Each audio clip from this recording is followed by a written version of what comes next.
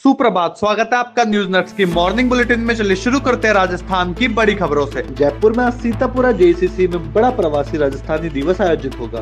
मुख्यमंत्री भजनलाल शर्मा मुख्य संबोधन देंगे, जबकि राज्यपाल हरिभाऊ बागड़े, पीयूष गोयल और कई इंडस्ट्री लीडर्स भी शामिल होंगे। कार्यक्रम में 1 लाख करोड़ रुपए के निवेश प्रस्तावों की ग्राउंड ब्रेकिंग होगी और commitment in action coffee table book का विमोचन किया जाएगा। करीब 5000 से अधिक प्रवासियों के शामिल होने की उम्मीदें हैं। वहीं सीकर के अजीतगढ़ में यूडीएच मंत्री झाबर सिंह खर्रा ने घोषणा की कि प्रदेश में जल्द ही पंचायत और नगर पालिका चुनाव कराए जाएंगे। उन्होंने बताया कि चुनाव वन स्टेट वन इलेक्शन नीति के तहत होंगे और तैयारियां जारी है। चुनाव आयोग मतदाता सूचियों का अंतिम रूप दे रहा है और सरकार 15 दिसंबर से पंचायत रथ यात्रा शुरू करेगी। कोटा के नयापुरा क्षेत्र में बड़ा हादसा टल गया है, जब खाटू श्याम जी के दर्शन कर लौट रहा परिवार कार समेत चंबल नदी में गिर गया।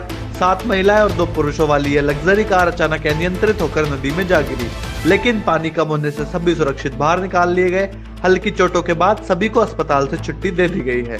वहीं जयपुर में कार्यकर्ता सुनवाई के दौरान कृषि मंत्री किरोड़ी लाल मीणा ने कहा कि वे 1-2 साल में राजनीति से रिटायर हो जाएंगे और युवाओं को मौका मिलना चाहिए। उन्होंने जेजेएम केस में 20 अधिकारियों पर समान कार्रवाई की मांग की और दौसा वाले बयान पर सफाई देते हुए कहा कि उनके शब्द तोड़ मरोड़ कर पेश किए गए। भारी भीड़ के कारण उन्होंने कार्यालय के बाहर ही कार्यकर्ताओं की समस्याएं सुनी।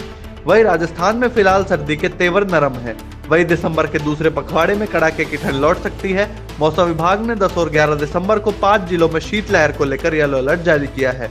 जयपुर में इस साल दिसंबर का न्यूनतम तापमान सामान्य से ज्यादा बना हुआ है, जबकि पिछले साल यह 6.7 डिग्री तक गिर गया था। वही अब बात कर लेते हैं राष्ट्रीय खबरों की।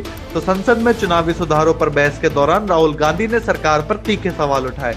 उन्होंने कहा कि वोट चोरी सबसे बड़ा राष्ट्र विरोधी कृत्य है और चुनाव आयुक्तों की नियुक्ति से सीजेआई को हटाने पर सरकार से जवाब मांगा।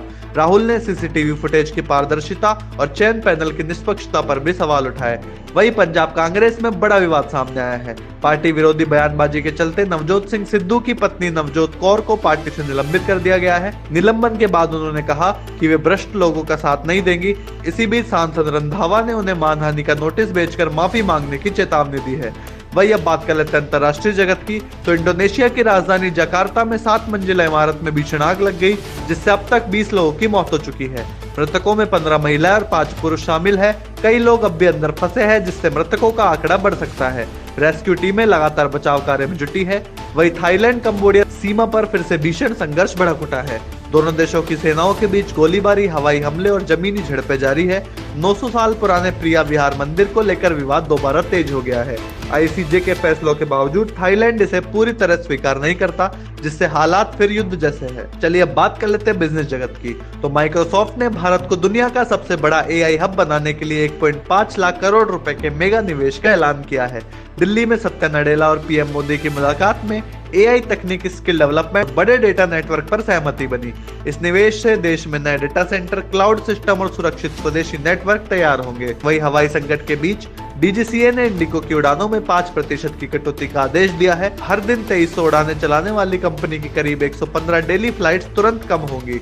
जरूरत पड़ी तो आने वाले दिनों में और 5% अतिरिक्त कटौती भी की जा सकती है। वही अब बात कर लेते हैं स्पोर्ट्स जगत की। तो कटक T20 मुकाबले में भारत ने साउथ अफ्रीका को 101 रन से हराकर शानदार जीत दर्ज कर ली है। हार्दिक पांड्या के नाबाद 59 रनों से भारत ने 175 रन बनाए। जवाब में साउथ अफ्रीका मात्र 74 रन पर ढेर हो गई। इस जीत से घरेलू मैदान पर दोनों टीमों के बीच 6-6 की बराबरी हो गई है। वही आईपीएल 2026 मिनी ऑक्शन के लिए 350 खिलाड़ियों की अंतिम सूची जारी हो गई है। 1005 खिलाड़ियों को बाहर किया गया, जबकि 35 नए नाम जोड़े गए हैं। कुल 240 भारतीय और 110 विदेशी खिलाड़ी 16 दिसंबर को अबू धाबी में नीलामी में उतरेंगे। वही अब बात कर लेते हैं एंटरटेनमेंट जगत की। तो फिल्म धुरंधर में अक्षय खन्ना का वायरल डांस सोशल मीडिया पर ट्रेंड कर रहा है। एक्टर दानिश पंडोर ने बताया कि यह डांस स्क्रिप्ट में था ही नहीं, अक्षय ने मौके पर इम्प्रोवाइज किया और यही सीन हिट हो गया। वही जियो हॉटस्टार ने तमिलनाडु सरकार के साथ 4000 करोड़ की पार्टनरशिप की घोषणा की है। यह इन्वेस्टमेंट साउथ इंडिया की क्रिएटिव इकोनॉमी और लोकल टैलेंट को बढ़ावा देगा। प्लेटफॉर्म ने 25 नए साउथ टाइटल्स की झलक दिखाई और पहली बार रोडीज का तेलुगु वर्जन भी लॉन्च होने जा रहा है। तो ये थी आज की बड़ी खबरें। कल फिर मिलेंगे नई अपडेट्स के साथ। जब तक के लिए नमस्कार।